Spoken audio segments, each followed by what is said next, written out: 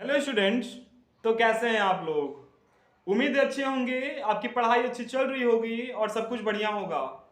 तो आज हमारा क्लास 9 का लेक्चर नंबर 15 है।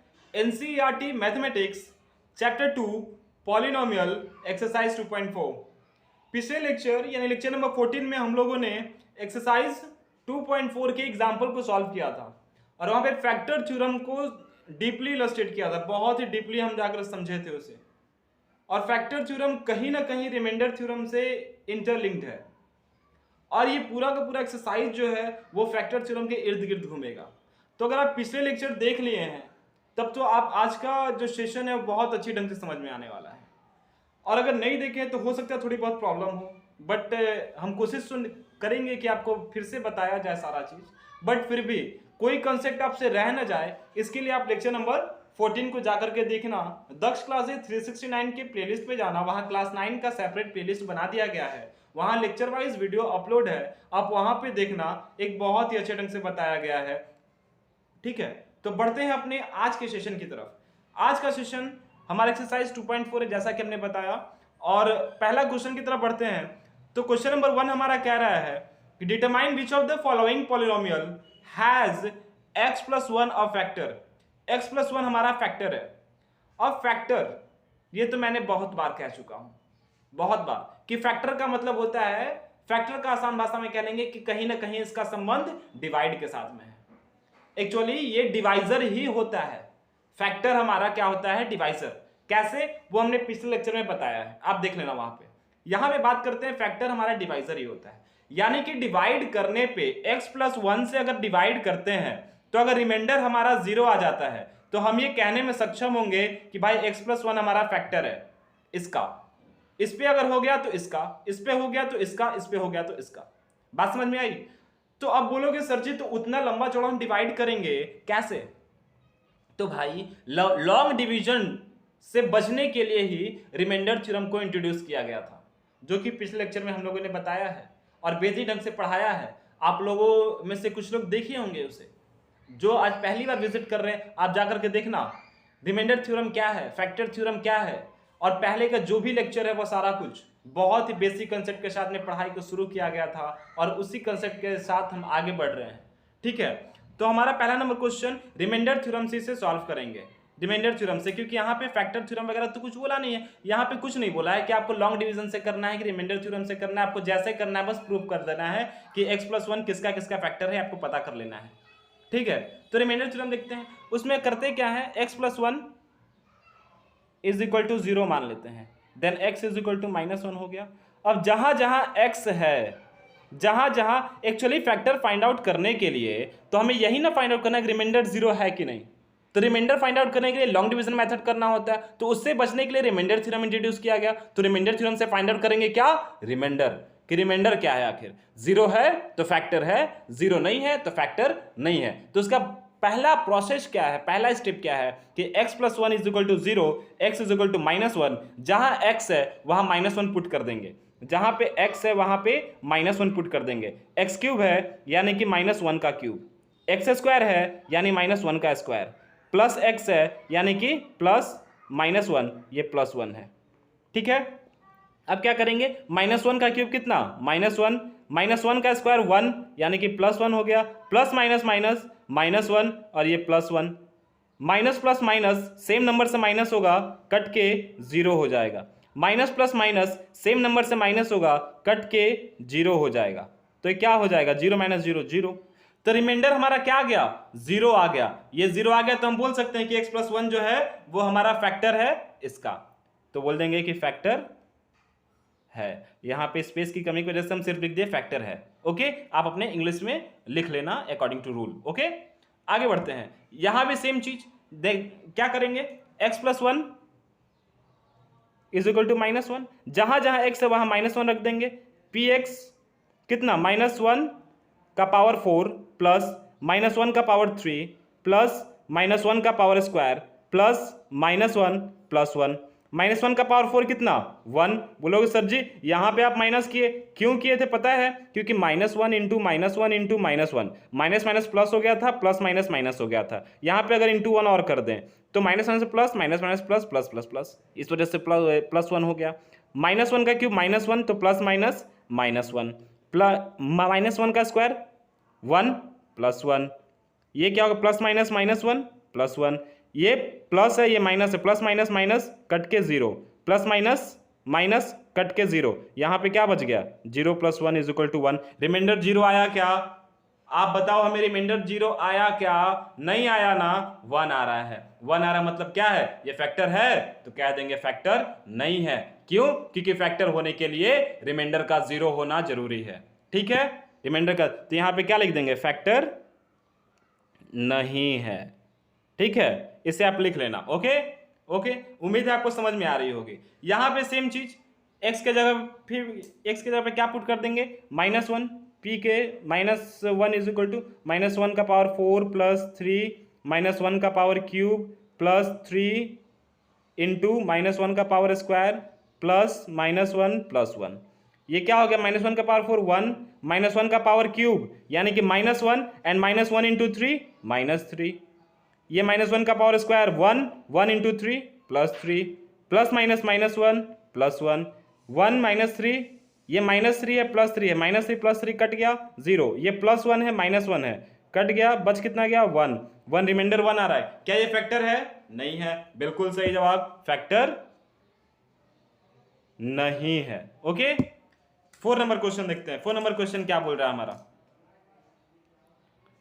कि x³ यहां भी वही रख देंगे, x के जगह पे -1, क्यों? क्योंकि तो ये सेम क्वेश्चन है, x + 1 = 0, x = -1, जहां जहां x है वहां पे -1 रख देंगे, -1 का पावर क्यूब यहां पे ऐसे लिख सकते हैं, ऐसे लिख देंगे -1 का स्क्वायर -2 + √2, x के जगह पे -1 + √2, -1 का क्यूब -1 का स्क्वायर +1 +1 प्लस माइनस -1 यानी कि 2 + √2 है, इससे इसको मल्टीप्लाई कीजिए, इससे इसको मल्टीप्लाई कीजिए, माइनस से प्लस हो गया, तो ये क्या हो जाएगा -2 -√2 + √2, ये कैंसिल, माइनस माइनस प्लस -2 ये क्या हो गया -4, 0 है 0 नहीं है, 0 नहीं है मतलब क्या है? ये फैक्टर है नहीं है, फैक्टर नहीं है।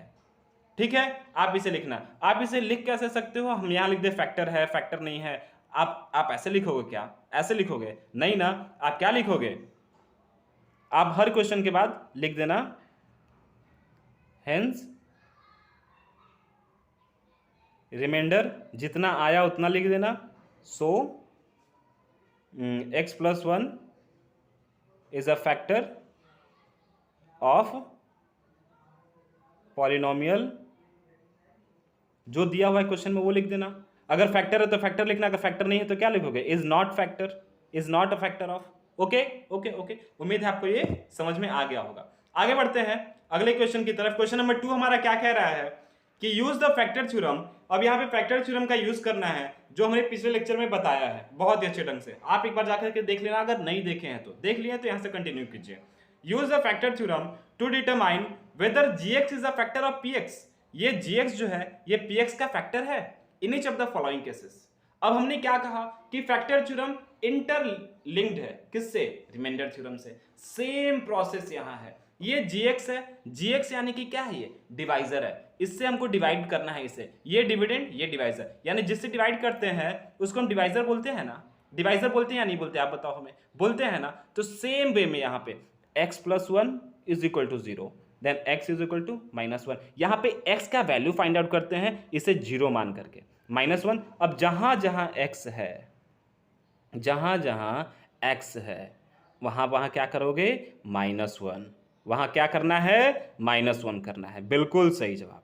ऐसे तो 2 -1 का क्यूब कितना?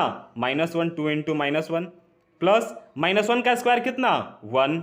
बहुत बढ़िया, ये -2 -1 प्लस 2, 2 इंटू 1 2 हो गया, ये -1, ये -2 हो गया प्लस 1 हो गया plus 2 -1, -2 plus 2 cancel, +1 -1 plus minus minus cancel, remainder कितना? 0 आ गया। रिमाइंडर थ्योरम से 0 फाइंड आउट कर दिए। अब हम ये कह सकते हैं, हम अब ये कहने में सक्षम हो गए हैं कि gx जो है ये इसका फैक्टर है। तो लिख देंगे since remainder is equal to 0, so x plus 1 is a factor of polynomial. ये जो लिखा हुआ ये लिख देना। ओके, आई बात समझ में कैसे फाइंड आउट करना होता है? ये हमारा फैक्टर थ्योरम है। ओके, फैक्टर थ्योरम और रिमाइंडर थ्योरम एक दूसरे से इंटरलिंक्ड है। ओके ओके ओके, आगे बढ़ते हैं। क्वेश्चन नंबर 3 क्या है हमारा? Find the value of k if x minus 1 is a factor of px in each of the following cases. उम्मीद है आपको समझ में आ रहा होगा। समझ में जहां भी थोड़ा सा भी डाउट है ना, एनी सिंगल डाउट आप पूछिएगा, यूट्यूब के कमेंट सेक्शन में बेझिझक आप पूछिएगा। ओके, आगे बढ़ते हैं। यहाँ पे k का वैल्यू फाइंड आउट करना है। If x minus 1 is the factor of px, यहाँ पे px ये हमारा gx जो है वो px का फैक्टर है कि नहीं ये फाइंड आउट करना था। यहाँ पे हमारा क्या करना था कि x प्लस 1 का ये x प्लस 1 इसका फैक्टर है या नहीं ये फाइंड आउट करना था। बट यहाँ पे कह दिया है कि x माइनस 1 फैक्टर है। फैक्टर है यानी कि रिमाइंडर क्या है? 0 है। फैक्टर है मतलब कि रिमाइंडर 0 है। तो x minus 1 is equal to कितना? 0। तो x इज इक्वल टू 1। यहाँ पे रिमाइंडर क्या है? 0 है, यानी px का वैल्यू क्या? 0 रिमाइंडर। तो p के जगह पे कितना रखेंगे? 1। x का वैल्यू 1 आ रहा है। X square plus x plus के इज इक्वल टू 0। ये 0 होगा। यहाँ पे 0 हमने लाया सॉल्व करके, क्यों? क्योंकि हमको पता करना था फैक्टर है कि नहीं। बट फैक्टर है तो मतलब कि 0 है, तो जहाँ x वहाँ 1 रख दिए, जहाँ x वहाँ पे 1, तो ये क्या हो गया? 1 का square 1, 1 k is equal to 0। तो यहाँ क्या होगा? 2 plus k is equal to 0। Then k is equal to how much? -2। Side change हुआ तो साइन चेंज हुआ, +2 था, इधर आकर -2 हो गया। उम्मीद है आपको ये समझ में आया होगा। ओके, यहाँ भी वैसे ही फाइंड आउट कर लेते हैं। और 2 का जो बाकी क्वेश्चन है ना, सेकंड और थर्ड, उससे आप देखना सॉल्व करना, बन जाएगा तो आप उसका आंसर कमेंट सेक्शन में देना। नहीं बनेगा तो आप पूछ लेना कि सर जी आप बता दो, इसमें थोड़ा प्रॉब्लम हो रही है। ओके, मैं बता दूंगा, इंस्टेंट सॉल्यूशन प्रोवाइड करूंगा। ओके, आगे बढ़ते हैं। यहाँ पे भी k का वैल्यू फाइंड आउट करना है। तो x minus 1 is equal to 0, then x is equal to 1। जहाँ जहाँ x है वहाँ पर 1 पुट कर देंगे। देन k x स्क्वायर है यानी कि 1 का स्क्वायर माइनस √2 x के जगह पे 1 प्लस 1 इज इक्वल टू 0। क्यों? क्योंकि फैक्टर क्वेश्चन में दे दिया है। तो ये क्या हो जाएगा? 1 का square 1 k minus √2 into 1 √2 plus 1 is equal to 0। Then k is equal to कितना? √2 इस साइन माइनस में है, साइड चेंज होगा तो प्लस में हो जाएगा। ये प्लस में है तो ये माइनस में हो जाएगा। ये आपका आंसर हो गया। और यहाँ पे सेकंड और फोर्थ जो है आप क्वेश्चन नंबर 3 का वो कर लेना। ओके, बढ़ते हैं अपने अगले क्वेश्चन की तरफ।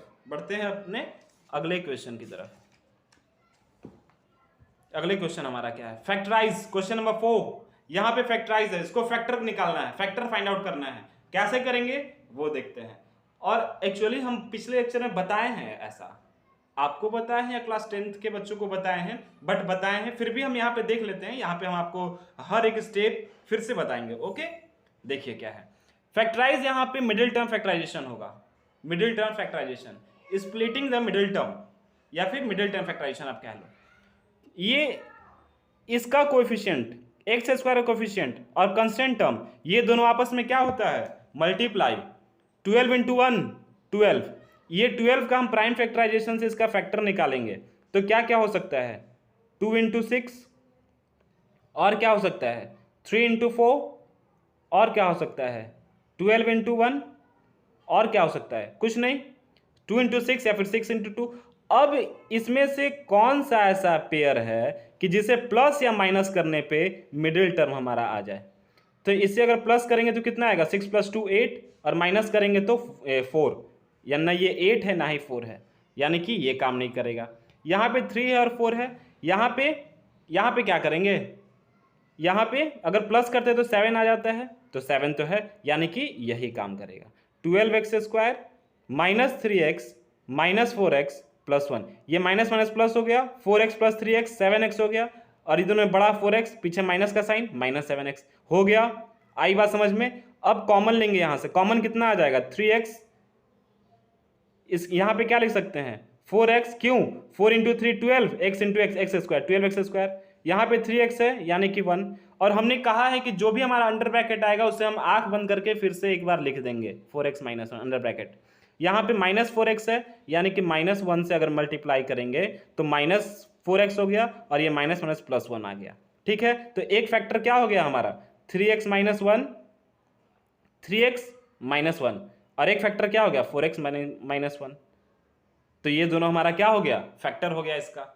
उम्मीद है बात समझ में आई होगी। ये हमारा मिडिल टर्म फैक्टराइजेशन कहते हैं या फिर splitting the middle term method कहते हैं। ये करना क्या होता है कि पहला टर्म को लास्ट टर्म से क्या करते हैं मल्टीप्लाई करते हैं, मल्टीप्लाई करने के बाद उसका पॉसिबल फैक्टर निकालते हैं। अब पॉसिबल फैक्टर निकालने के बाद हम करते क्या है कि उसे हम प्लस या माइनस करके देखते हैं तो मिडिल टर्म आना चाहिए। तो यहाँ पे हमने करके देखा तो 4 + 3 7 आ रहा था, तो यहाँ पे -7 लेके आना है तो इस वजह से -3 -4 लिखा। ओके, उसके बाद हमने क्या किया कॉमन लेकर के इसे सॉल्व किया तो एक फैक्टर 3x माइनस 1 आ गया और एक फैक्टर 4x माइनस 1 आ गया, दो फैक्टर आ गया।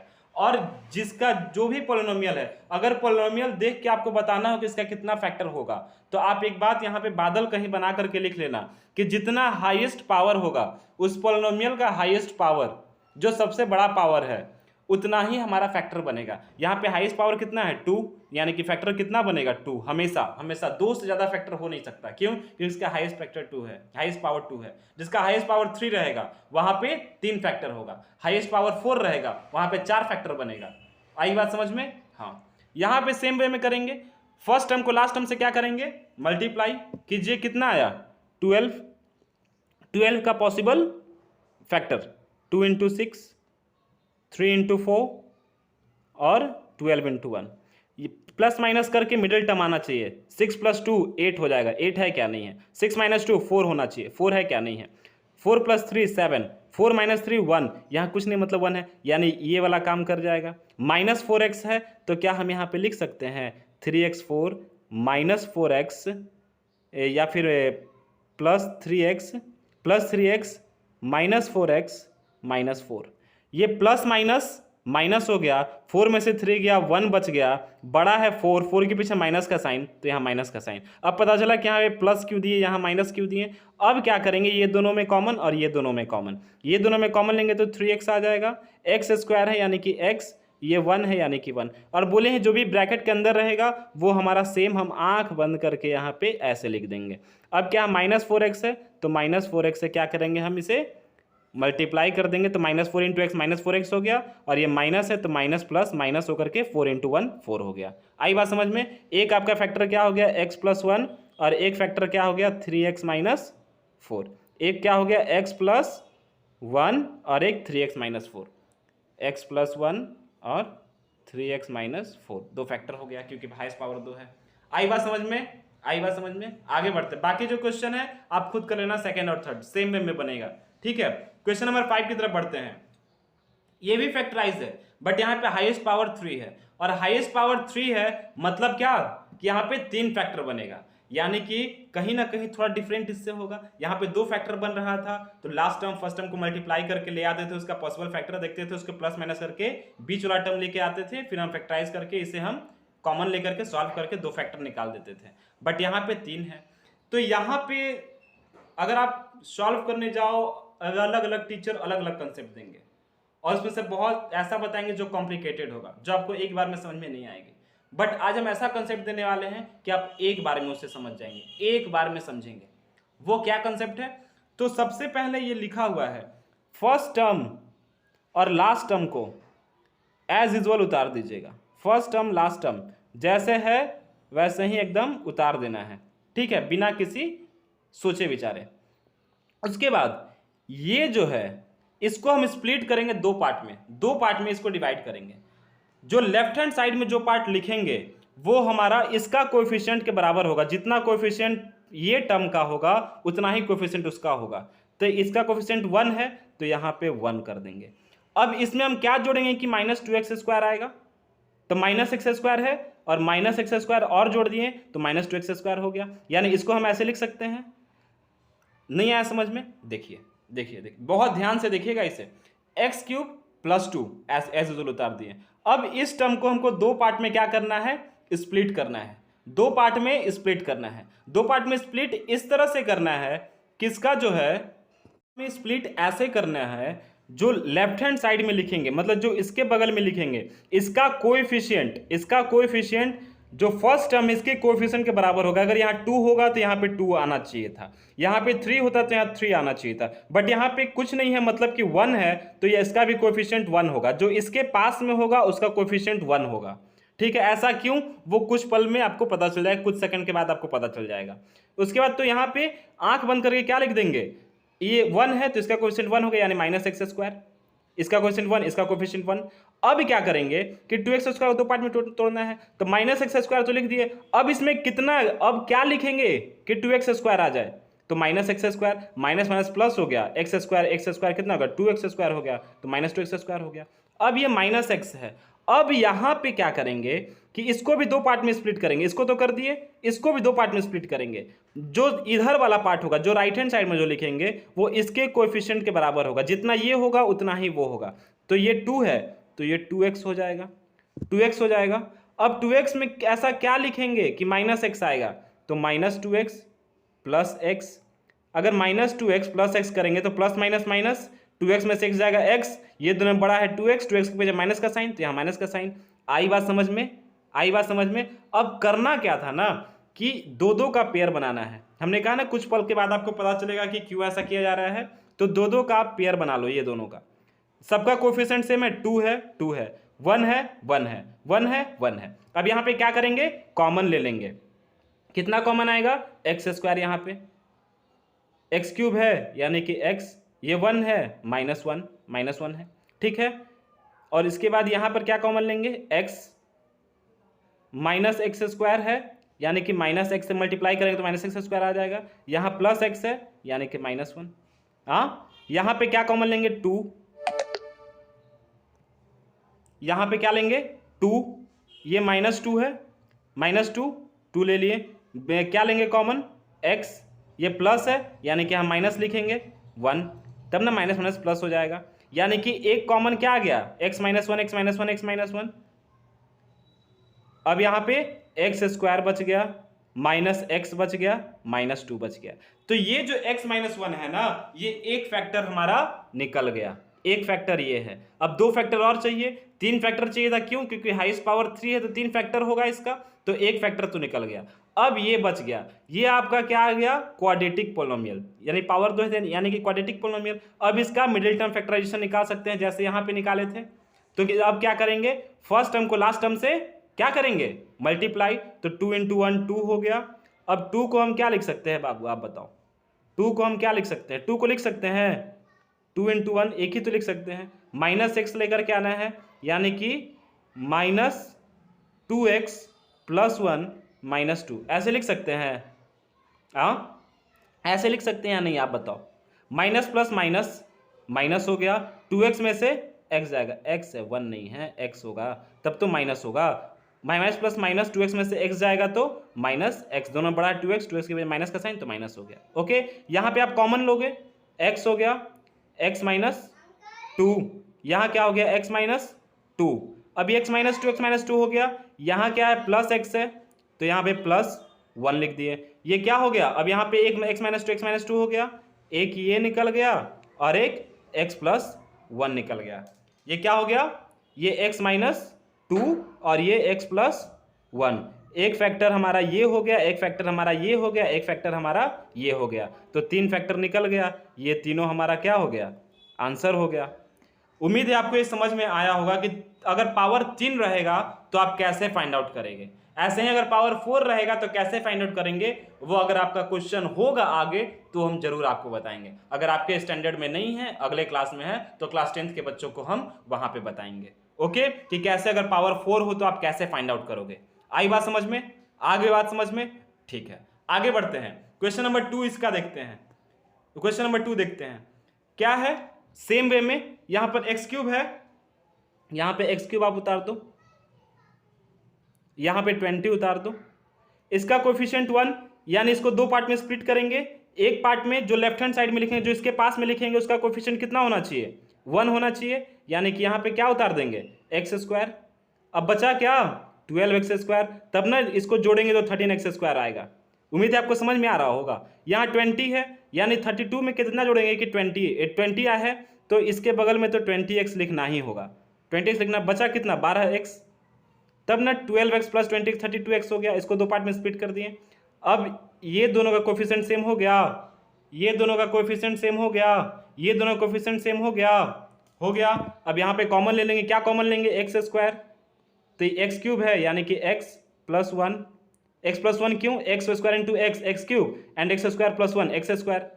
अब आंख बंद करके तीनों जगह पे x+1 लिख देंगे। ओके, यहाँ पे कितना है 12x² है, यहाँ पे क्या लिख देंगे 12x into x 12x², 12x into 1 12x, ये हो गया। यहाँ पे x+1 है तो यहाँ पे +20, 20 into x 20x plus 20 into 1 20, ये हो गया। तो एक यहाँ पे फैक्टर x+1 निकल गया। अब बचा क्या x² प्लस 12x प्लस 20, हाँ ये हुआ ना। तो अब इसका आप क्या करोगे, मिडिल टर्म फैक्टराइजेशन, तो 20 इंटू 1 20। अब 20 को आप क्या लिख सकते हो बाबू बताओ, 2 इंटू 10, 4 इंटू 5, या फिर 2 इंटू 5 4 इंटू 5 और 2 इंटू 10, इतना ही लिख सकते हो ना, इतना ही लिख सकते हो। तो इससे प्लस माइनस करें किसको करें 12 आएगा, तो 10 + 2 12 आ सकता है। तो इसे आप इस वे में लिख दो, x² plus 2x plus 10x plus 20, 10 into 2 20 भी हो गया, एंड 10x प्लस 2x हमारा 12x भी हो गया। यहाँ से कॉमन ले लेंगे x प्लस 2 हो गया, आंख बंद करके जो अंडर ब्रैकेट होता है उसे लिख देते हैं। यहाँ पे x है, यहाँ पे 10 है, तो यहाँ पे प्लस 10 इंटू x 10x हो गया, प्लस 10 इंटू 2 20 हो गया। अब यहाँ पे x प्लस 2 एक हो गया कॉमन, और x प्लस 10 हो गया। अब ये दो फैक्टर हो गया x प्लस 2 x प्लस 10, और एक फैक्टर हमारा x प्लस 1 आ गया था, यानी कि ये तीनों आपका क्या हो गया, फैक्टर हो गया। उम्मीद है ये आपको समझ में आ रहा होगा कि 3 जिसका पावर 3 हो, पावर 3 है, तो उसका फैक्टर आप कैसे फाइंड आउट कर पाओगे। उम्मीद है आपको ये समझ में आया होगा एक बेहतरीन ढंग से। आज का सेशन बहुत ही इंपॉर्टेंट सेशन है आपके एग्जामिनेशन पॉइंट ऑफ व्यू से, and conceptual point of view से भी, लॉजिकल पॉइंट ऑफ व्यू से भी। तो आशा करते हैं आपको समझ में आया होगा। नहीं आया है थोड़ा सा पीछे जाके एक बार देखना, रिपीट करके देखना, समझ में आ जाएगा। फिर भी अगर कोई प्रॉब्लम होती है तो आप बेझिझक यूट्यूब के कमेंट सेक्शन में, व्हाट्सएप के थ्रू, इंस्टा पेज के थ्रू, या फिर फेसबुक पेज के थ्रू आप हमसे अपना डाउट पूछ सकते हैं। इंस्टेंट सॉल्यूशन आपको प्रोवाइड किया जाएगा। तब तक आप पढ़ाई करना, अपनों का ख्याल रखना, अपना ध्यान रखना। मिलते हैं अगले लेक्चर में। धन्यवाद। जय हिंद।